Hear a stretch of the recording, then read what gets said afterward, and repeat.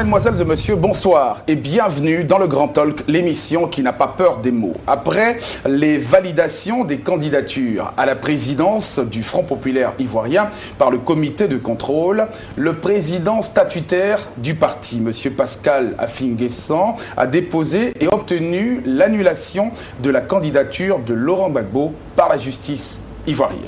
Une autre victoire après le report du congrès prévu initialement du 11 au 14 décembre 2014. La rose, symbole du parti, est en train de perdre ses pétales, serait-on tenté de dire. Entre pro-Affi et pro-Gbagbo, le torchon brûle et les deux doigts en forme de V ne semblent plus symboliser la victoire. Après avoir reçu, il y a quelques semaines, ici même, sur ce même plateau, il y a quelques semaines, M. Pascal Affi N'Guessan, pour comprendre la crise qui secoue le FPI, nous recevons aujourd'hui pour le deuxième épisode, et espérons-le, le dernier de ce feuilleton mouvementé qui secoue le FPI, le professeur Hubert Oulaye, président du comité de contrôle du Front populaire ivoirien, ce fameux comité de contrôle par qui, pourrait-on dire entre griffes, la pomme de discorde est arrivée. Monsieur le Président, bonsoir et bienvenue dans le Grand Talk. Bonsoir. À côté de vous, puisque vous n'êtes pas venu seul, qui défendra évidemment la candidature de Laurent Gbagbo en l'absence de M. Assoua Adou qui est en prison. Il était préalablement prévu à votre place que nous recevions M. Assoua Adou, mais bon, les événements de dernière minute n'ont pas pu permettre à M. Assoua Adou d'être là pour les raisons qu'on sait. C'est le docteur Alphonse Douati, vice-président chargé de l'action gouvernementale au FPI. Monsieur Alphonse Douati, bonsoir et bienvenue. Bonsoir, merci. Et avec moi d'ailleurs, pour comprendre le débat, deux journalistes. Monsieur Serge N'Guessan, rédacteur en chef central du groupe de presse Les Éditions APO, société éditrice des journaux, le quotidien Le Sport, Réalité Mag et l'hebdomadaire politique Dialogue. Monsieur Serge N'Guessan, bonsoir et bienvenue dans le Grand Talk. Bonsoir Darol. À côté de vous, un autre journaliste, Émile Scipion, journaliste politique, secrétaire général du quotidien La Matinale. Messieurs, bienvenue dans cette émission pour comprendre la crise au sein du FPI. Une émission qui va avoir deux volets, une partie consacrée aux questions sociales, questions de société, et une deuxième partie consacrée forcément, et vous l'aurez compris, à la crise qui secoue le FPI. Monsieur Hubert Oulaye, le comité de contrôle du FPI, statutairement, qu'est-ce que cela signifie et qu'est-ce qu'il représente? Statutairement, le comité de contrôle du FPI est un organe central qui a la compétence de contrôler la conformité des actes des organes du parti par rapport aux textes fondamentaux. Il a également compétence pour contrôler la gestion financière de la direction, mais a posteriori. Il a également compétence pour une compétence de contrôle général de la vie du parti, qui lui permet d'intervenir sur toute matière, sur tous actes pris par les organes du parti. Il a également compétence en matière électorale et je crois que c'est la raison pour laquelle je suis là ce matin. Et donc c'est un organe clé, important, qui n'existe pas dans les autres partis, qui nous envie d'ailleurs, et qui est donc un organe de régulation. Voilà. Avec ce qui secoue le FPI, serait-on tenté de vous envier? Bon, on en reparlera tout à l'heure sur la question de la crise qui secoue le FPI. Le docteur Alphonse Douati, vice-président chargé de l'action gouvernementale. Alors, ça fait bizarre quand même, puisque les relations gouvernement, Ouattara et FPI semblent pas au beau fixe, ou bien l'action gouvernementale du FPI uniquement. Je vous remercie. Avant tout propos, je voudrais avoir une pensée politique pour la personne qui aurait pu être à cette place. J'ai nommé le ministre Assoua Adou. J'ai vraiment une pensée politique pour ce camarade de grande qualité. L'action gouvernementale dont il s'agit ici doit être comprise en deux volets. Le premier volet, c'est l'analyse, le suivi et la critique de ce que le gouvernement en face pose comme acte de gouvernement. Et en second volet, c'est les propositions de redressement ou des propositions de réorientation politique qui permettent au Front populaire ivoirien de reprendre le pouvoir d'État. Donc quand nous parlons de l'action gouvernementale, il faut entendre d'une part la critique du gouvernement en place et d'autre part la proposition des actions à mener pour la reprise démocratique du pouvoir d'État. Ça nous permet évidemment de critiquer les actions du gouvernement actuel et notamment le bilan qu'on pourrait faire du pouvoir Ouattara, Serge Nguessan. Oui, et à ce niveau, je voudrais demander au docteur Douati, qui a eu 3 ans véritablement pour analyser justement cette situation de l'action gouvernementale du président Ouattara, quelles sont, selon vous, les grandes avancées de la gouvernance Ouattara? Je vous remercie. Je voudrais d'abord commencer par ce qui n'a pas été. Parce que les grandes avancées dans un contexte où les libertés individuelles sont confisquées, dans un contexte où un gouvernement n'a pas été capable de rassembler et de réconcilier les Ivoiriens, nous n'en voyons pas assez. Je voudrais donc dire que pour parler du bilan de Ouattara, nous aurons toute une journée à passer si nous voulons vraiment être prolixes en la matière. Mais prenons quelques piliers. En matière des institutions, du respect des lois de la Constitution, c'est un fiasco total. Mais M. Ouattara continue d'être président du RDR, donc d'un parti politique, ce que la Constitution interdit. Ce n'est qu'un exemple. M. Ouattara a nommé un président du Conseil constitutionnel au mépris de tous les textes. Second volet, et je dis encore que je ne fais que résumer, les libertés publiques, l'état de droit et la justice. 400... Mais je voudrais revenir sur le président du Conseil constitutionnel au mépris de tous les textes. De quel texte a-t-il méprisé? Mais la Constitution, vous savez, le président du Conseil constitutionnel est nommé après un délai. Le président qui était en place n'a pas rendu démission.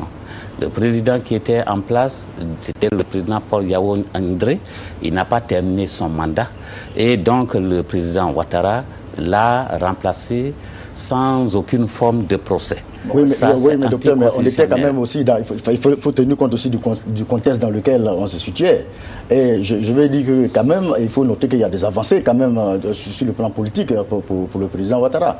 La preuve, vous étiez en exil, vous êtes rentré. Il y a beaucoup d'exilés qui sont rentrés.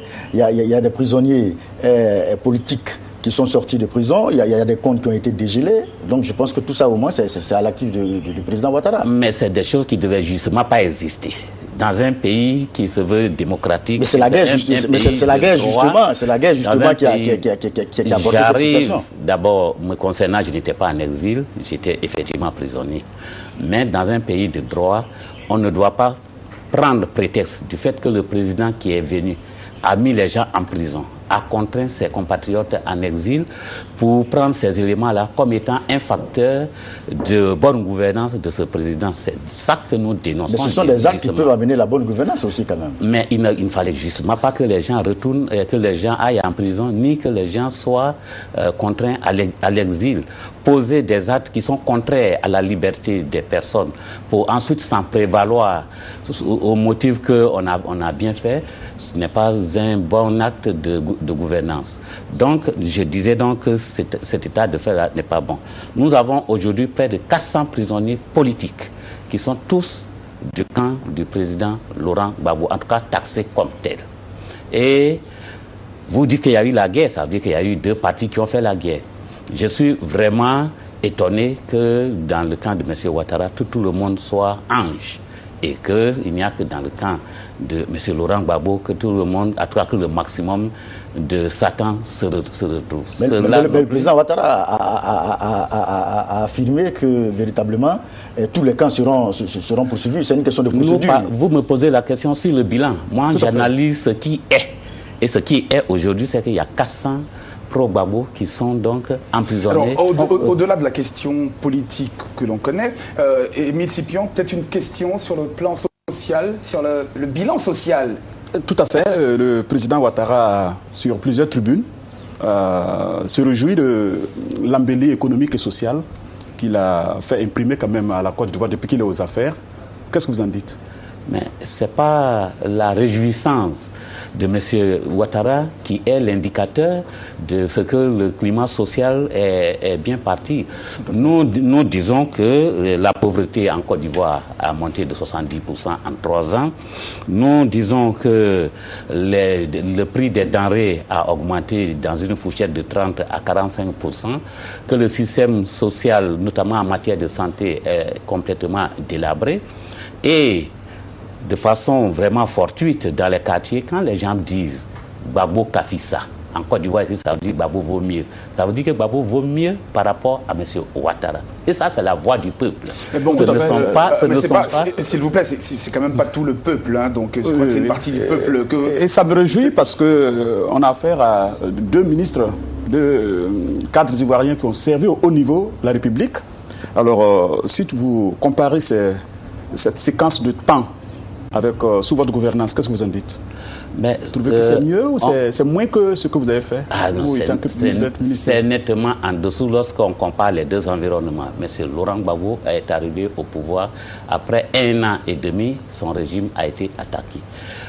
En même temps qu'il faisait face à cette rébellion, en même temps, il construisait le bien-être social des Ivoiriens. Et ma foi, si nous voulons citer des actes qui ont été posés, n'oublions pas que le programme, le PPTE, qui constitue aujourd'hui une bonne source de financement, ce PPTE-là a été lancé et que le point de décision a été obtenu sous M. Laurent Gbagbo, malgré la guerre à laquelle il devait faire face. Alors on va terminer sur la question, notamment avec le professeur Hubert Oulaye. Il y a quand même de grandes avancées. Hein, les logements sociaux, les constructions des hôpitaux, la baisse du prix du carburant, l'approvisionnement en eau potable et notamment la couverture maladie universelle.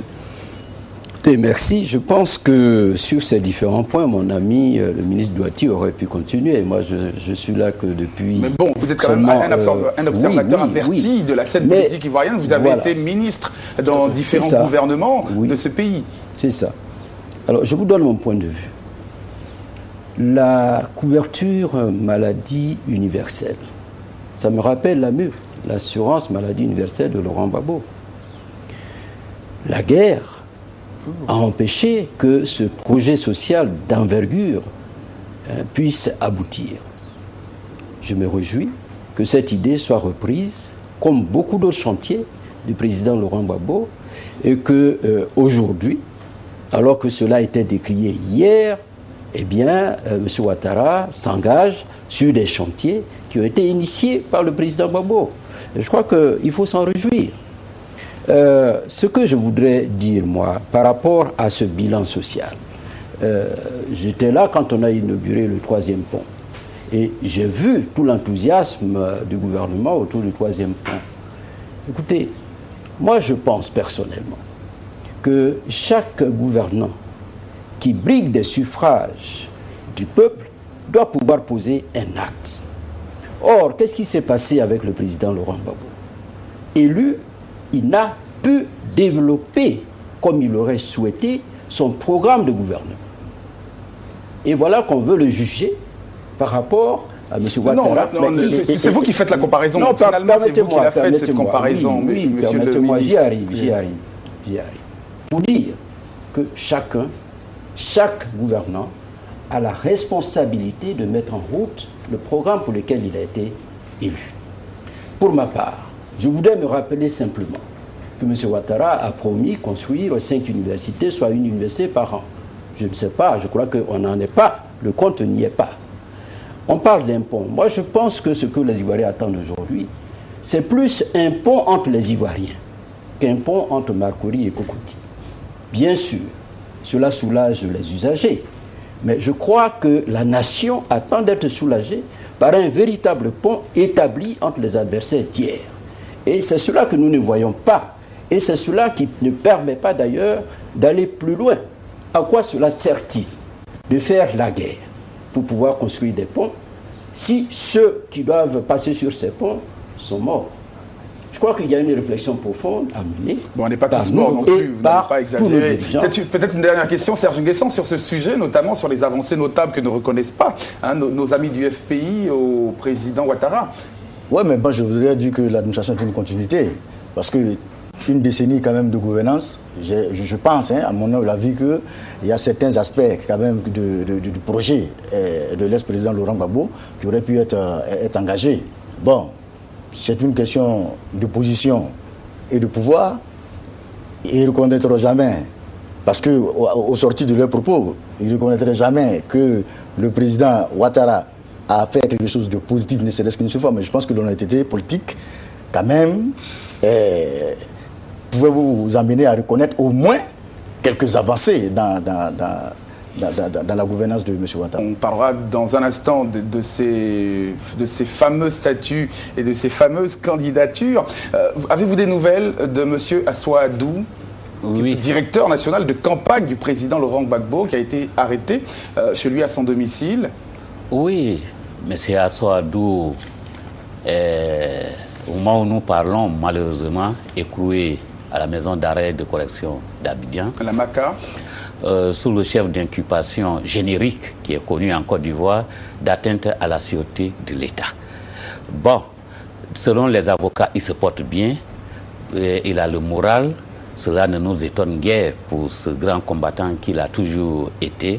Mais ce qui nous écœure, c'est justement ce chef d'inculpation générique qui vraiment fuse depuis 3 ans de gouvernance de M. Ouattara sur la tête et qui plane sur la tête de tous les Ivoiriens. Et M. Lida Kwasi aussi est en prison pour ces mêmes raisons. Vous avez des nouvelles de M. Lida Kwasi? Nous avons les nouvelles de M. Lida Kwasi. Il est aussi en prison pour les mêmes motifs. Nous avons, selon toujours les avocats, nous avons à travers les avocats donc les nouvelles du ministre Dogo Raphaël qui est aussi en prison pour les mêmes motifs. Voilà un état de droit et qui, chaque fois, se dit être attaqué par des personnalités de premier rang du pays. Vous savez, à force donc d'avoir ce chef d'inculpation que les Nations Unies qualifient de générique, cela devient beaucoup. Et quand ça devient beaucoup, on se pose des questions sur leur véracité.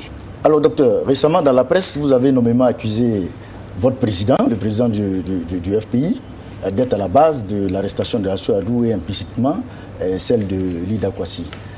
Oui, j'affirme, je réaffirme que le président Affi N'Guessan est en collusion avec le pouvoir. Je le dis sur base d'indices forts. Alors quels sont les indices? Voilà, avant donc l'arrestation de M.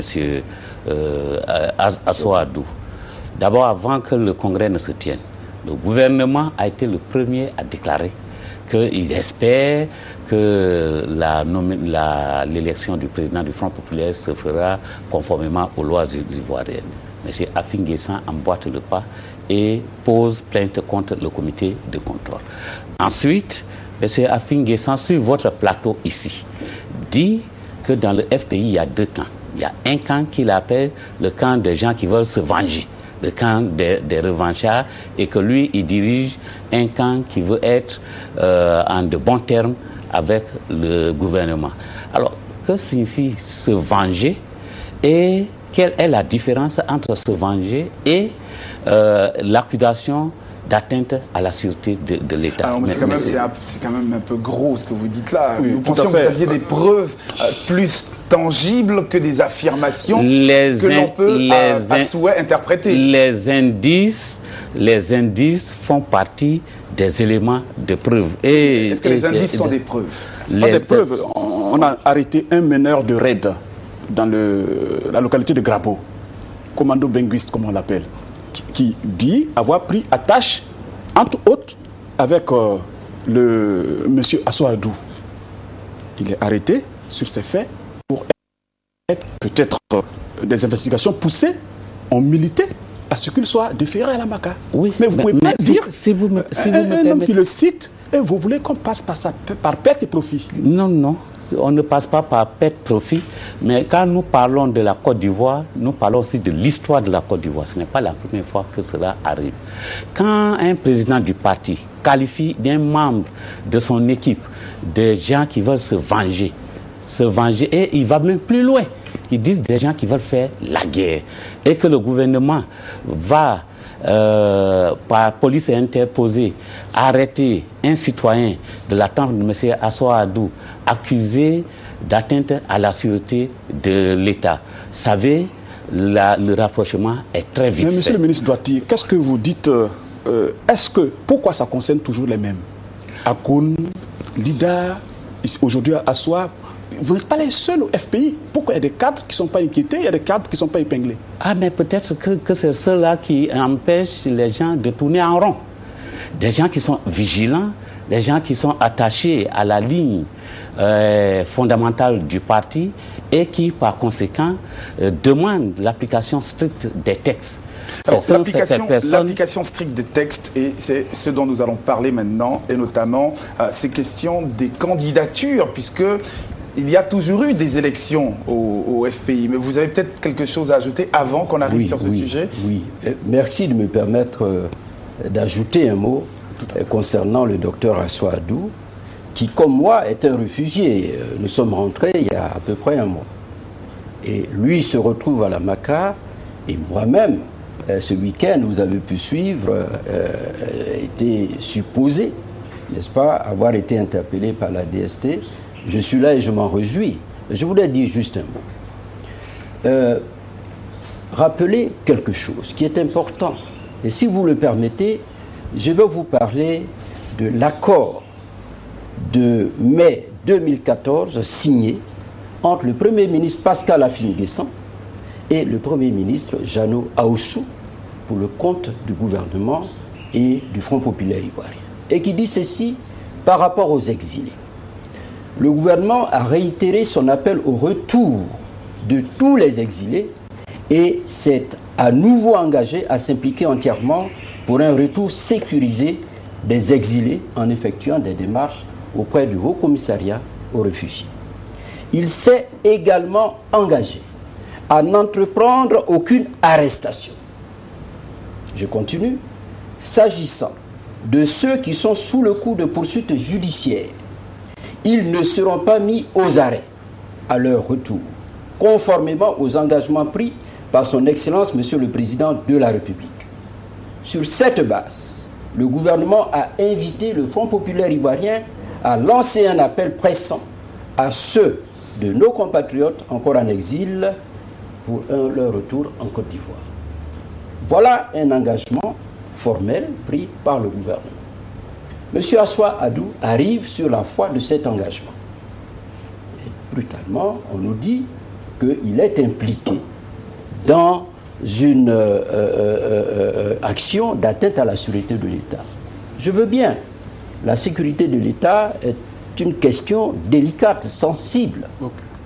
Mais comment ce monsieur qui arrive, qui prend la veste de directeur national de campagne de Laurent Gbagbo, a le temps, dans le même temps, d'engager des actions de déstabilisation? Mais mieux, on dit que monsieur, je ne connais plus son nom, qui est le chef de la bande de Grabo ou de Grand Lago, je ne sais pas, l'aurait contacté pendant qu'il était à Accra, donc il y a très longtemps. Et si quelque chose devait être fait, ça serait fait depuis longtemps. Et dans tous les cas, cet accord-là couvre tout ceci. Alors, je veux bien qu'on interpelle M. Assoadou, mais alors qu'on puisse donner au comité de suivi de cet accord qui existe bel et bien la possibilité lui aussi d'avoir un regard avant de déférer M. Assoadou. Je voulais le dire simplement parce que ce sont des engagements qui ont été pris par le gouvernement au nom du président de la République. Mais est-ce qu'il y a des actions qui ont été menées par le FPI sur la base de cet accord-là pour rencontrer le gouvernement afin d'obtenir la libération d'Assoadou? Nous allons en parler, puisque la crise actuelle est certainement un blocage. Mais je ne pense pas que, à cause de la crise, on puisse, parce que le gouvernement a quand même des engagements dans cet accord, qu'on puisse se passer d'un accord et, comme cela, facilement n'est-ce pas, emmener en prison un exilé. Quel est le message que l'on donne aux exilés? Quel est le message en direction de la réconciliation? Je me pose la question. En tout cas, la question Assoua Agdou, on espère évidemment qu'elle sera réglée le plus tôt possible. On vient de lire ces accords-là. Mais on a le temps de marquer une pause publicitaire et juste après, nous reviendrons pour analyser la crise qui secoue le FPI.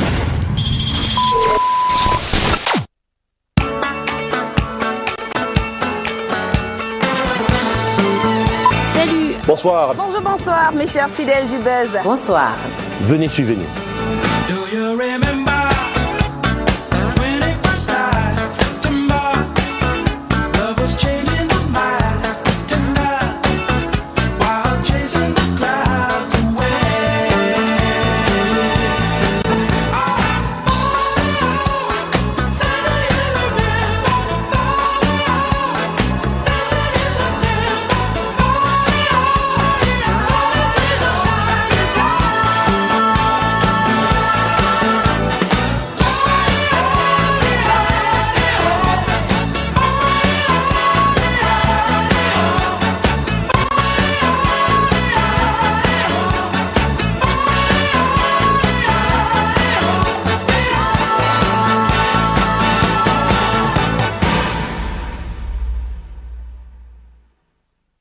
Dans la deuxième et dernière partie du Grand Talk pour parler et analyser, devrais-je dire, la crise qui secoue le FPI.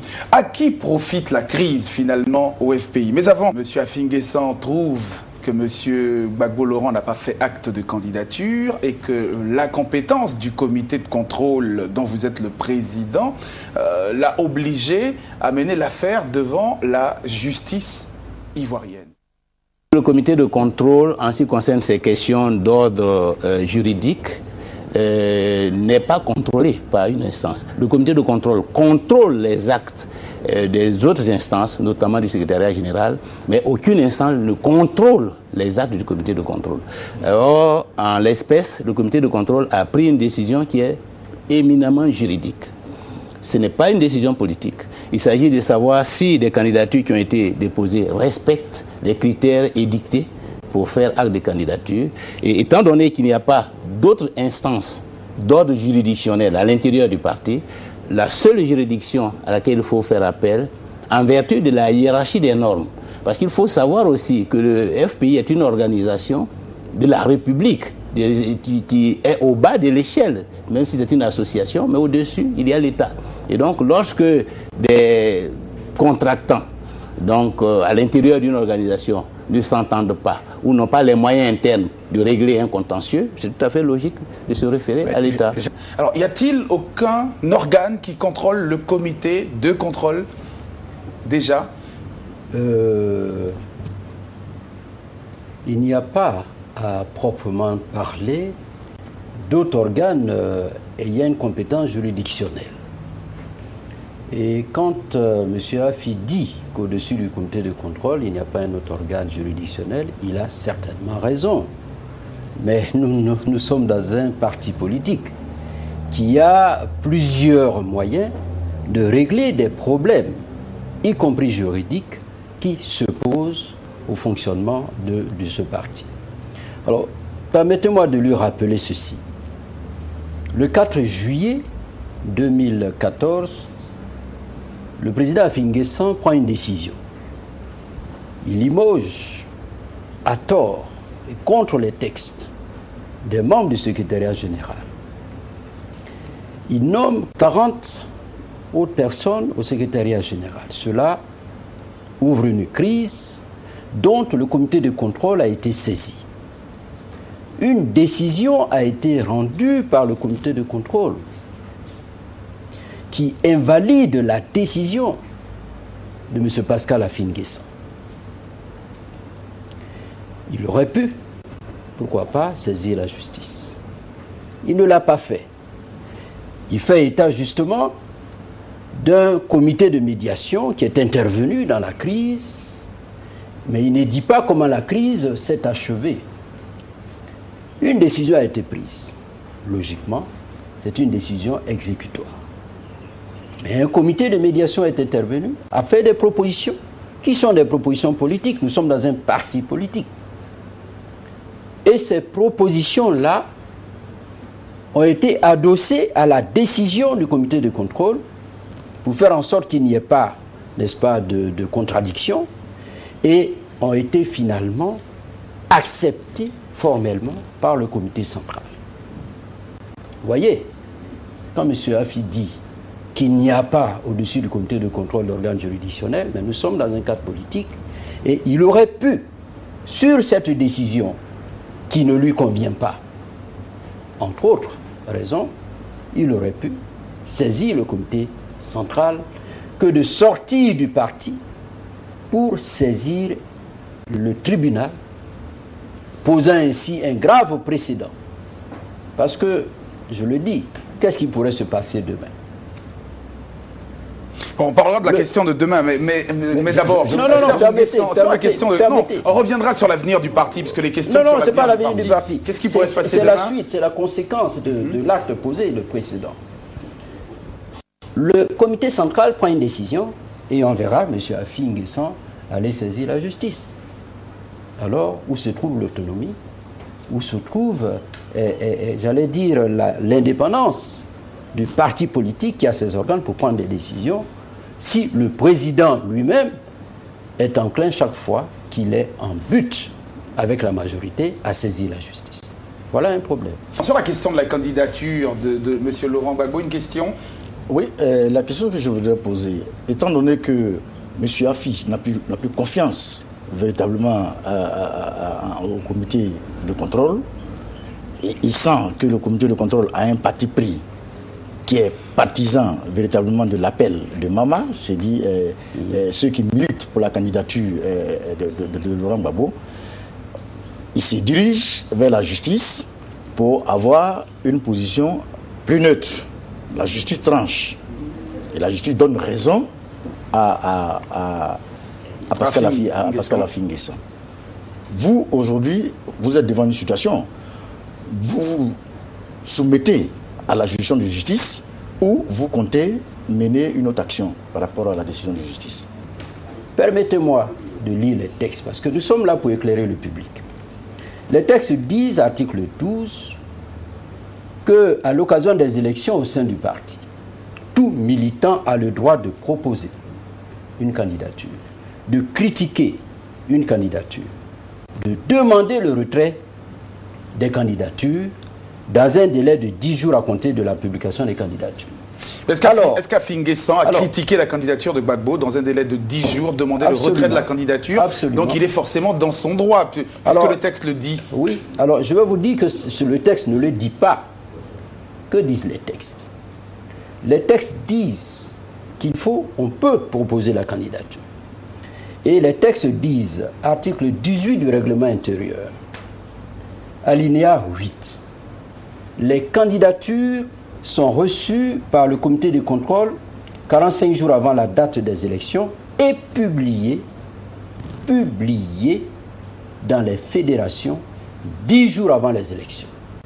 Et M. Afi et le juge nous disent que c'est lorsque les candidatures sont publiées que seulement on reçoit les propositions de candidature dans le délai de 10 jours. Mais dans le délai de 10 jours, nous sommes déjà au Congrès. Nous sommes au Congrès. Alors, ces candidatures qu'on reçoit 10 jours au Congrès servent à quoi? Qui les examine? Qui les conteste? C'est une très mauvaise lecture. Et c'est pour ça que nous allons contester la décision rendue par le juge, parce qu'elle n'est pas conforme à une bonne lecture, n'est-ce pas, de nos statuts. Mais pourquoi vous n'avez pas pu faire prévaloir ces pièces pour l'emporter sur la décision du juge? Mais nous l'avons fait. Nous l'avons fait. Et vous êtes débouté? Oui, nous l'avons fait. Alors je vous dirai, le juge a dit qu'il fallait une demande manuscrite du candidat. Je vous ai démontré tout à l'heure que c'est une demande manuscrite qui ne spécifie pas que c'est uniquement la candidature volontaire, mais qui laisse la porte ouverte à une candidature et à une proposition de candidature. C'est pour ça que cela a été inscrit ainsi. Le juge a interprété comme il le sent. Je pense qu'au-dessus de lui, l'autre juge, le juge d'appel, verra clairement il est allé dans le mauvais sens en matière d'interprétation. Et quoi qu'il en soit, il y a eu un document que la presse a publié qui portait une signature un peu non authentique du président Gbagbo. Afin N'Guessan aurait dit dans certaines de ses conférences de presse qu'il y a un courrier qui a été signé, écrit par Gbagbo, qu'il a fait expertiser. Ce courrier est truffé de fautes. Est-ce que monsieur le président du comité de contrôle, le professeur Hubert Oulaye, monsieur Gbagbo, a-t-il écrit cette lettre? Monsieur Afin N'Guessan l'a-t-il fait expertiser, comme il le dit, par un cabinet d'audit qu'il n'a pas cité d'ailleurs, parce qu'on ne connaît pas à ce jour ce fameux cabinet d'audit aussi? Tout à fait. Alors, venons-en à cette fameuse lettre du 25 novembre. Je dois dire tout d'abord, et il faut que tout le monde le sache, cette lettre n'est pas destinée au comité de contrôle du Front populaire. Elle n'est pas un élément du dossier. Les éléments du dossier, c'est une lettre manuscrite, une demande manuscrite. Donc cette lettre-là n'est pas un élément du dossier, comme tente à le faire croire M. Afin N'Guessan. Si on fait une proposition de candidature, il faut bien que le candidat proposé donne l'accord de sa candidature quand même. Oui, je veux bien. Mais en tout cas, cela n'est pas prévu par le texte, ni par le communiqué qui a été fait par le président du Congrès. Mais finalement, on peut noter un peu une défaillance aussi du comité de contrôle aussi. Parce qu'on se rend compte que dans les documents proposés pour les dossiers de candidature, la demande manuscrite ne figure pas également aussi dans les tests fondateurs. Donc vous, en tant que garant des tests fondateurs, vous avez laissé passer cette sorte de formalisme-là qui a été prescrit. Donc c'est fort de cela que le président Afi lui attaque véritablement la décision que vous avez prise. Parce que si vous avez accepté qu'on fasse une demande manuscrite, mais il faut bien aussi qu'on donne aussi un document qui prouve que le candidat proposé a été accepté. Il va même plus loin. La non-présence physique de Gbagbo Laurent est un handicap justement pour sa candidature. Voilà. Bien, ça fait deux choses. Je reprends la candidature manuscrite. Vous dites qu'il fallait qu'il y ait quelque chose qui exprime l'accord. Pas du tout. Ni les textes nous le demandent, ni le communiqué, et j'insiste sur ce point. Comprenez? Lorsque vous faites une proposition, et je reviens là-dessus, une proposition est une proposition. Ce n'est pas autre chose. Si je vous propose, j'indique que je propose M. N'Guessan. Et j'indique que M. N'Guessan remplit les conditions. Et c'est ce dossier-là qui est reçu selon les textes par le comité de contrôle et pas un autre dossier. Si c'est une candidature propre de M. Oulaye, alors moi-même, j'écris que je suis candidat. Mais dans votre cas à vous, je dis, je propose M. N'Guessan. Et c'est cette lettre manuscrite que l'on doit trouver dans votre dossier et pas autre chose. C'est pour ça que nous nous étonnons que M. Afin N'Guessan insiste sur un élément non substantiel du dossier. Non substantiel du dossier. Alors, mais quand il va plus loin pour demander, pour réclamer la présence physique de Laurent Gbagbo, les textes-là ne sont pas... Je dois dire sur ce point, parce que M. Afi dit, oui, c'est un candidat qui, dans son état actuel, dans son statut de prisonnier, ne sera pas physiquement au Congrès, ne sera pas en mesure de diriger le parti, et donc on ne peut pas accepter, n'est-ce pas, cette candidature. Mais il est important de souligner que nous sommes les gardiens des textes, et les textes ne disent nulle part que parce qu'un militant est prisonnier ou libéré provisoire, parce que c'est la même chose pour nous, il ne peut pas être candidat. Par conséquent, je veux dire par là qu'il n'y a aucun obstacle à ce que M. Laurent Gbagbo soit candidat. M. Alphonse Douati, voilà. Alors, on va dans ce volet-là parler de la candidature de M. Laurent Gbagbo. Mais avant, selon vous, qu'est-ce qui fait autant peur à M. Afin N'Guessan? Je pense que la candidature de M. Laurent Gbagbo fait peur à Affi N'Guessan pour la simple raison que c'est une candidature qui marque l'échec de la gestion que Affi a fait du parti. Voyez-vous, le FPI a son histoire. Depuis que le FPI existe, c'est chaque fois la direction du FPI qui propose un candidat à la présidence. Voilà que pour la première fois, la base se lève et propose une candidature. Mais cela ne s'est pas fait au hasard. Cela s'est fait suite à des manquements graves dans la gestion au quotidien du parti que M. Affi a connu depuis qu'il est sorti de la prison. Alors, que lui reprochez-vous concrètement dans sa gestion? La gestion solitaire.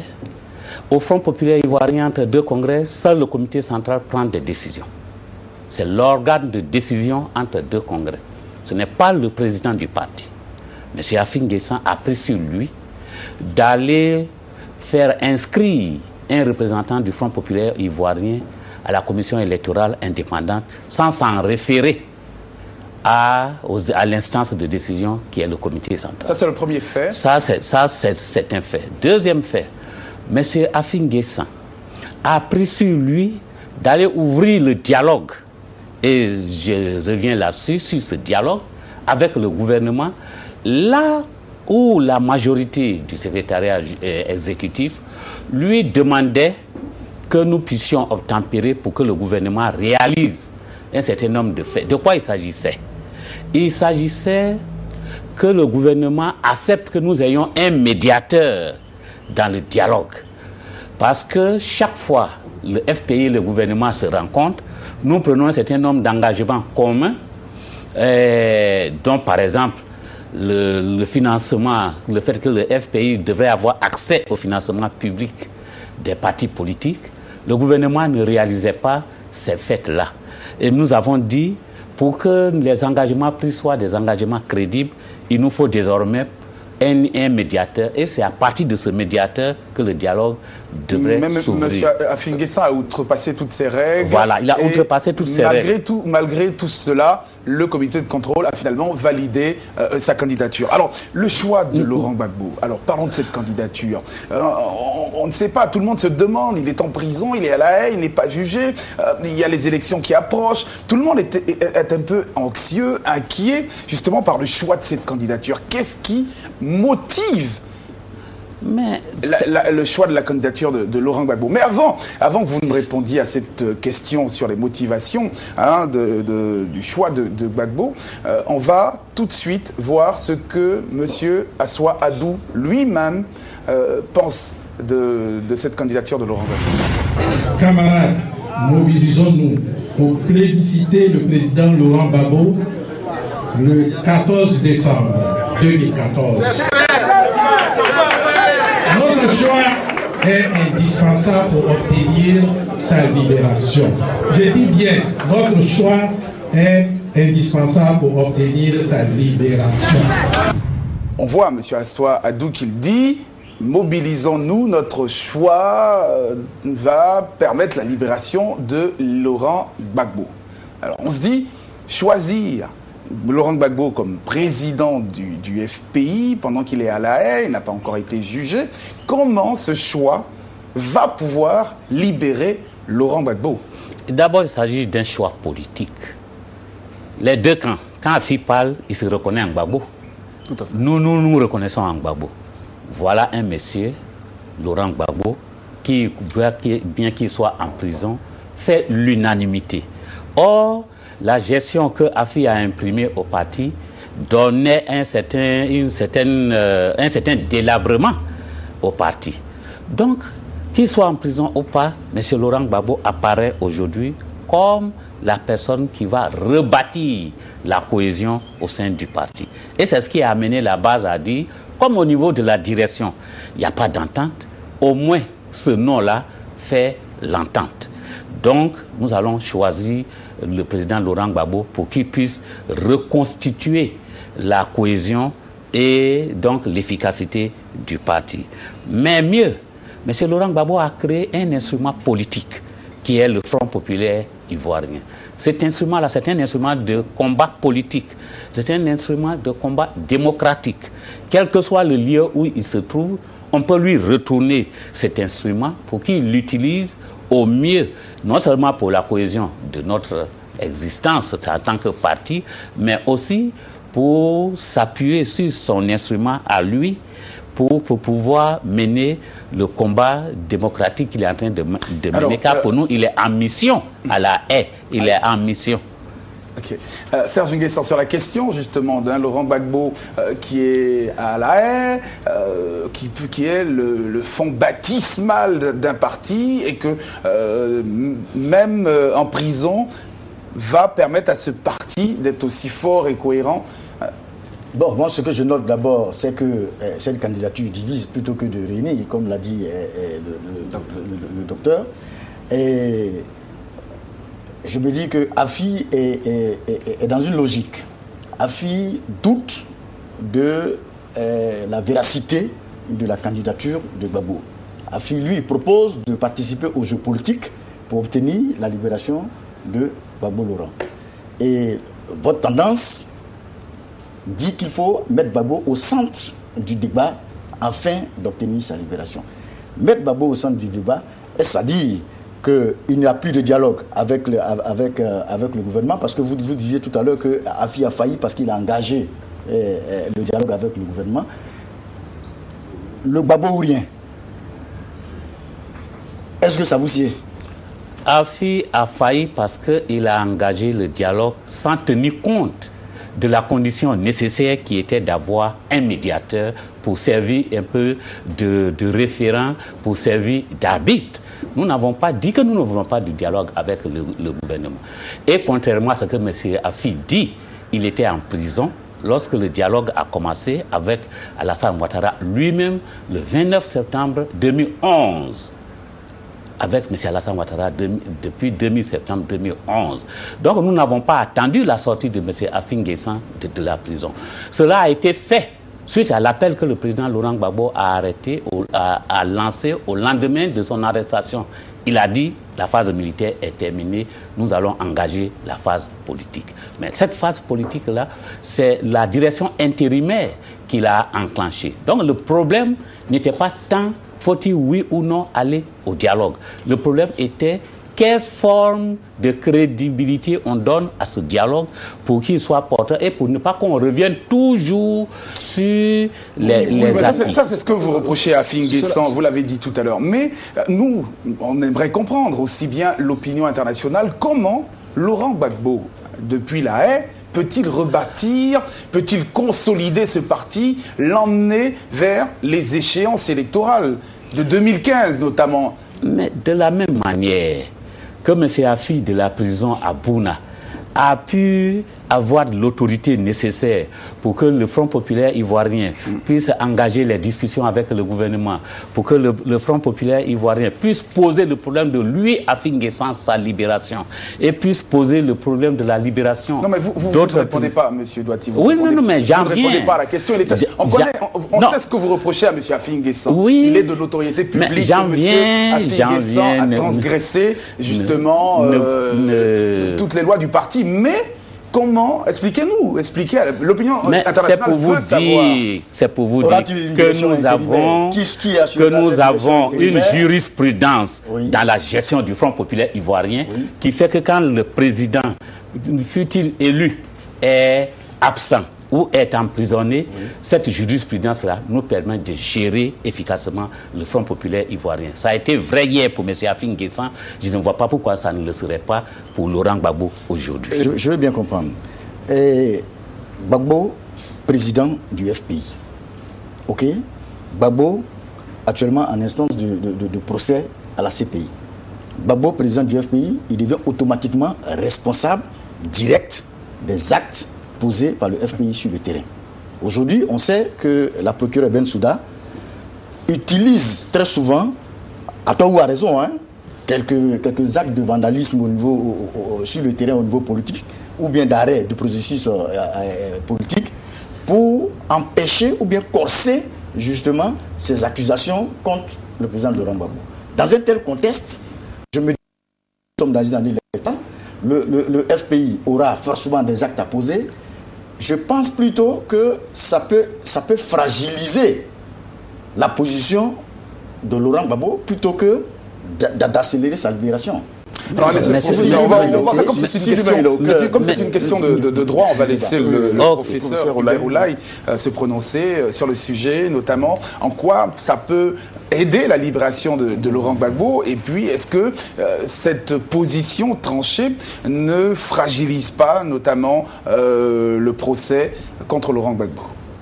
Je crois qu'il faut d'abord se dire que le procès du président Laurent Gbagbo est un procès politique. Vous pensez? Je crois que la solution se situe là. C'est un procès politique. Ce n'est rien d'autre qu'un procès politique.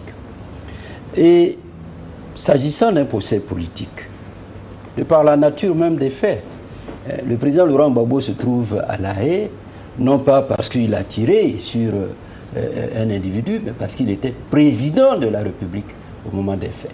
C'est donc forcément un procès politique. Et le déroulement des audiences à La Haye ont montré, à travers les résultats, les décisions, que nous sommes dans un procès politique. Alors, lorsque nous avons affaire à un procès politique, il faut une réponse politique.